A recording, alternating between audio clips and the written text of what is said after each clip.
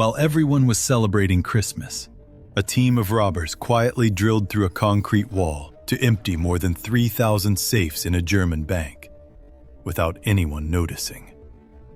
How can you steal tens of millions of euros in the city center and almost disappear without a trace? As night falls over Dusseldorf, the December wind slides between the facades like the breath of a wounded animal. The cold grips the stones, the shop windows gradually empty, and the city finishes shutting down after the holidays.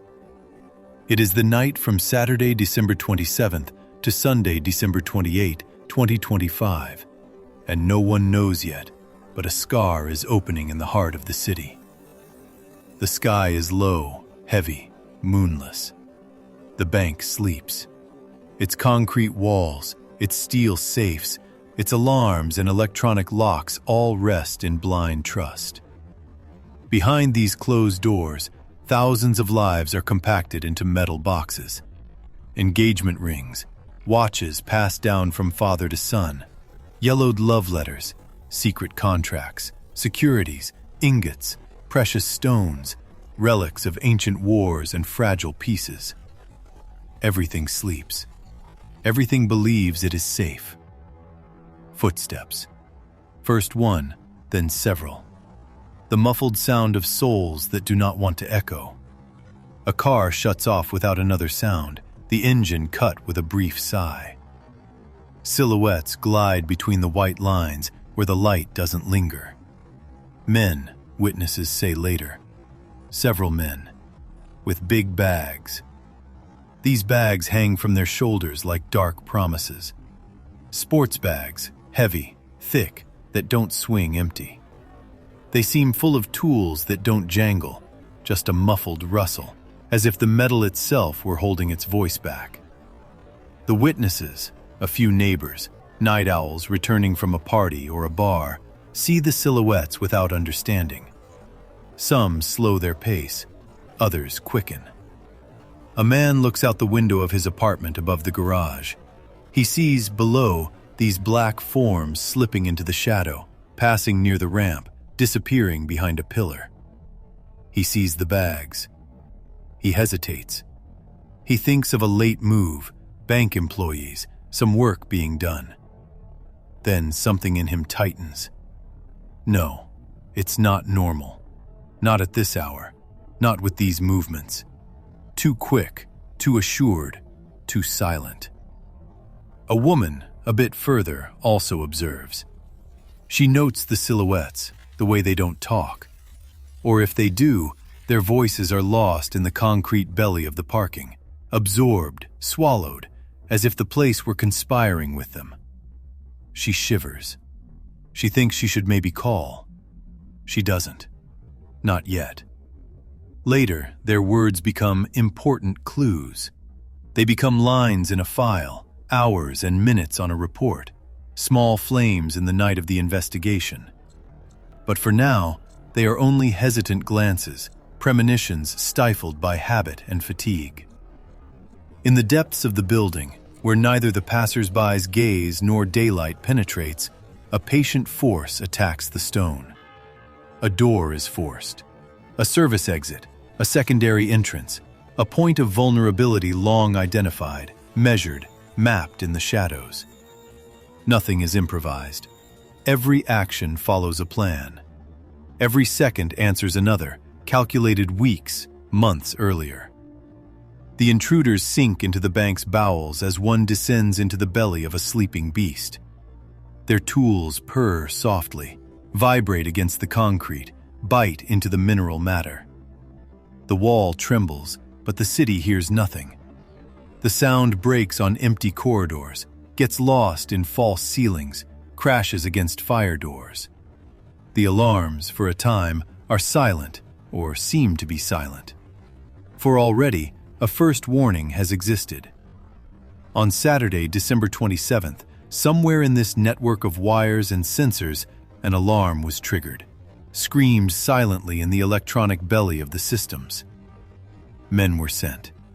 They looked. They saw nothing. No damage, no open wall, no door forced. So they left. They close the glass and metal door behind them. They let the beast fall asleep again. This trigger will later become a wound in the authorities' consciousness, a hard point in the investigation, a frozen remorse. In front of them, the attackers stand as before an ancient enemy. They know its thickness, the density of concrete, the sheets of iron drowned in its core.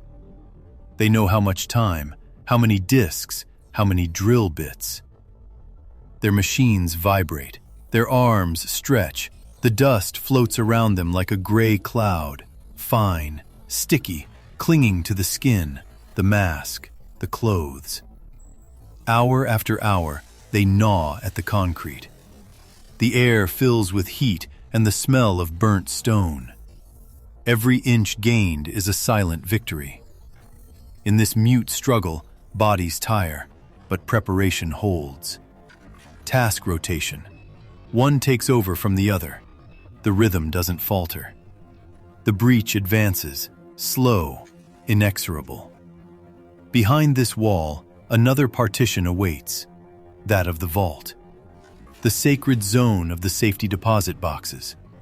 Thousands of boxes pressed against each other, each with its small, shining lock, each numbered like a destiny, like a promise. The concrete of the vault is harder, denser, more resistant. But it is not invincible. The tools change tone. The drilling becomes more precise, more focused. Muscles burn, but hands do not tremble. The tunnel to wealth is being dug, and soon, through the thick, dust-laden air, a shape appears. A hole. An eye in the wall. A passage to the sanctuary. In the pale light of headlamps, the vault room finally opens. It is a windowless temple with metallic walls aligned like stelae. The shadows of men are silhouetted against the steel. They hardly speak. They know every minute counts. Time here is gold. And behind every metal door rests a fragment, a sparkle of human fortune. The safes yield one after another. The clamor of mistreated steel remains trapped in this closed space, turns on itself, does not breach the concrete mantle. The boxes fall, open, reveal their contents in a rapid, almost irreverent parade. Cash, packed bundles, carefully wrapped packages. Jewelry catches the beams of the lamps, sending flashes of blue, red, golden. Ancient coins roll on the floor.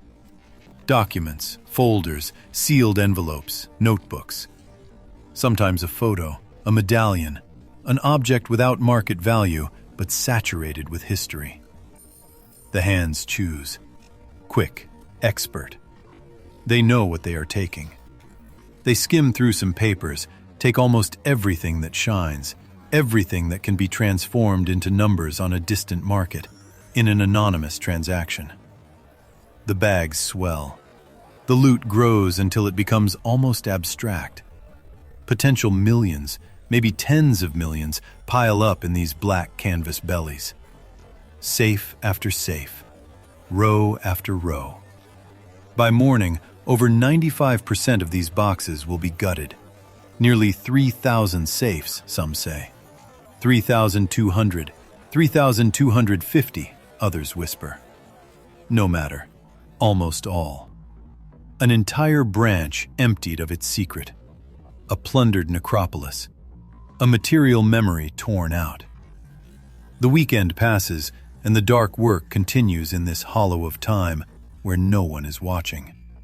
Between days, between shifts, between guard rotations, a chasm opens, into which the cold will of the robbers pours. They alone, with their tools, their plans, their bags. They alone against the concrete, the steel, and what men have decided to call security. In the parking lot, the icy air circulates like bad breath. The neon lights grow pale. A car awakens, black, low, poised like a beast ready to leap. An Audi RS6, dark as a promise of flight. Its body absorbs the light, its engine purrs with contained power. The license plate it bears is not its own. It comes from elsewhere, stolen in Hanover, ripped from another life, from another vehicle, like a cold mask of metal and numbers. It deceives the eye of cameras, misleads the future gaze of investigators, gains a few more hours from fate. Silhouettes appear in the camera's field. Masked.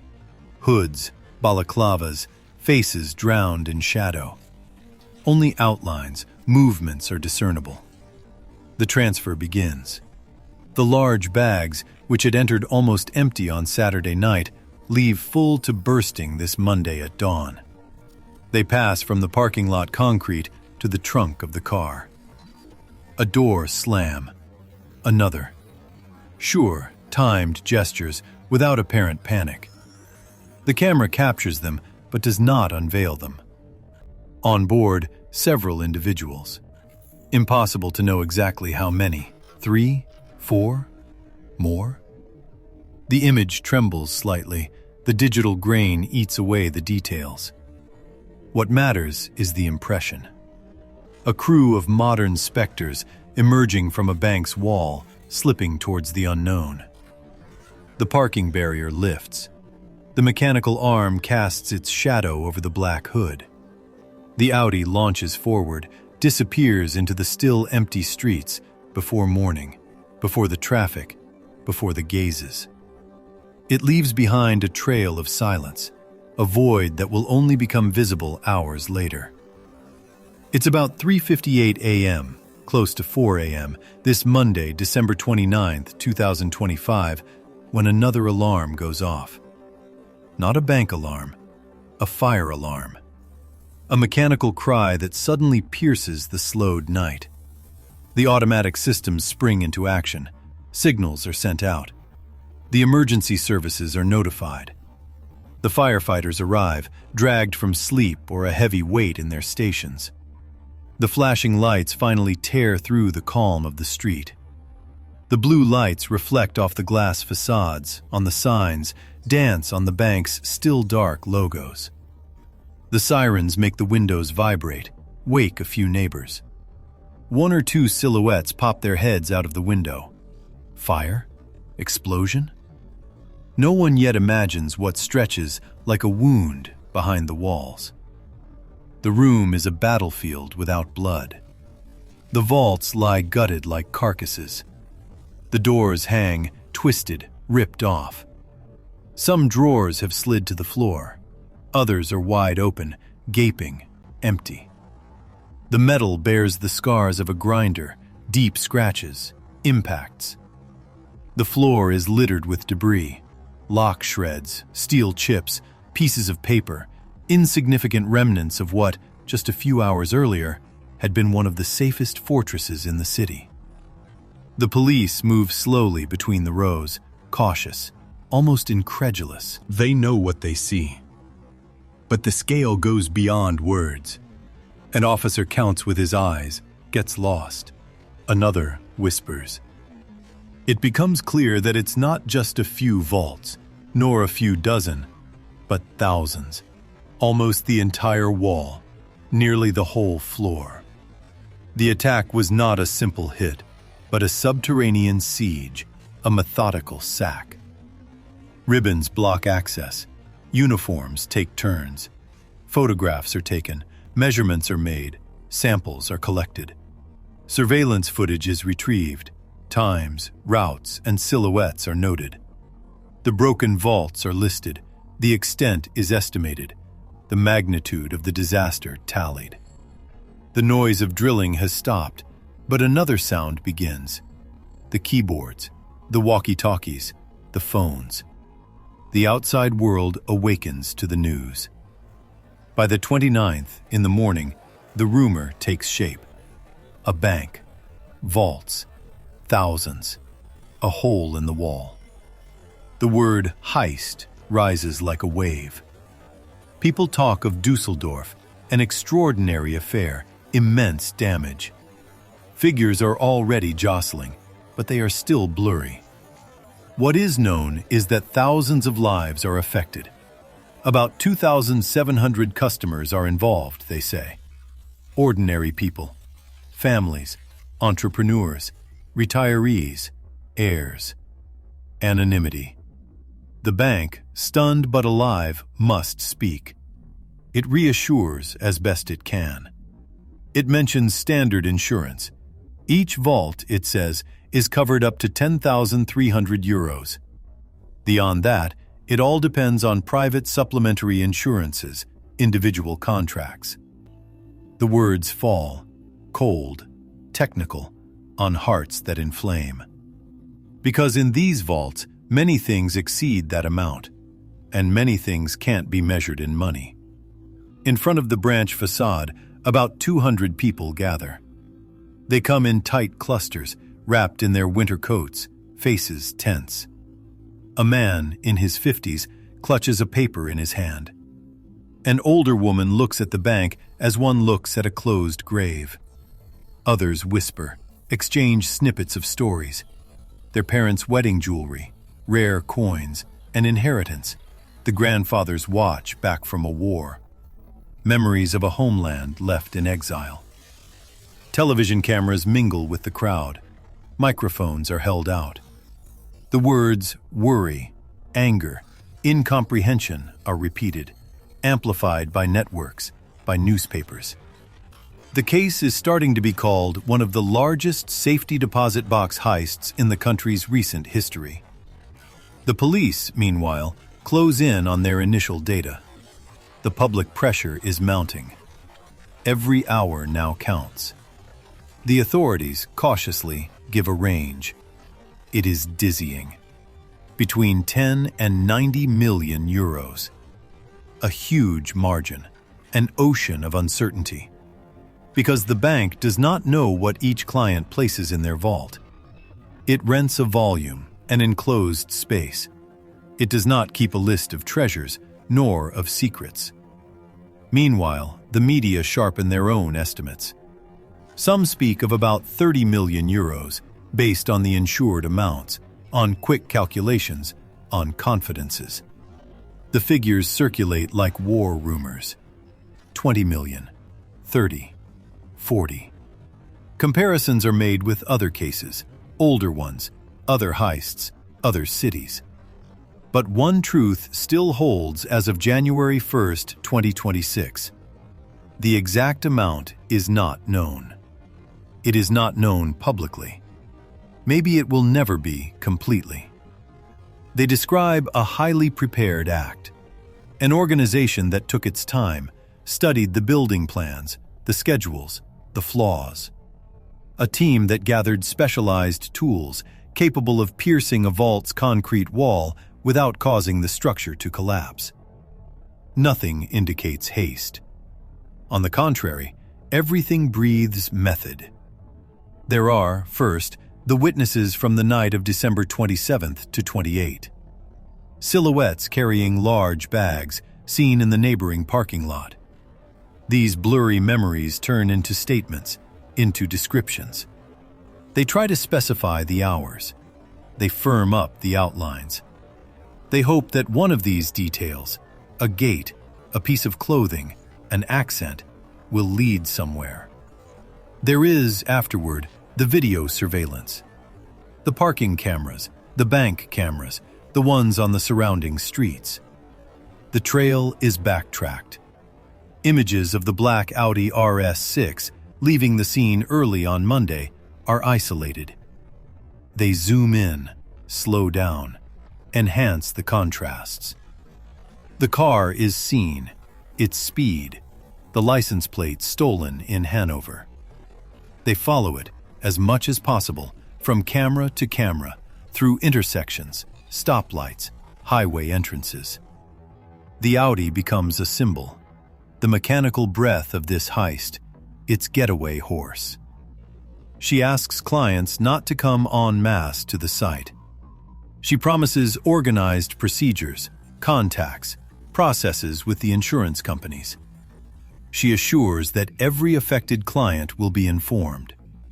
She talks about forms, declarations, evidence to be provided.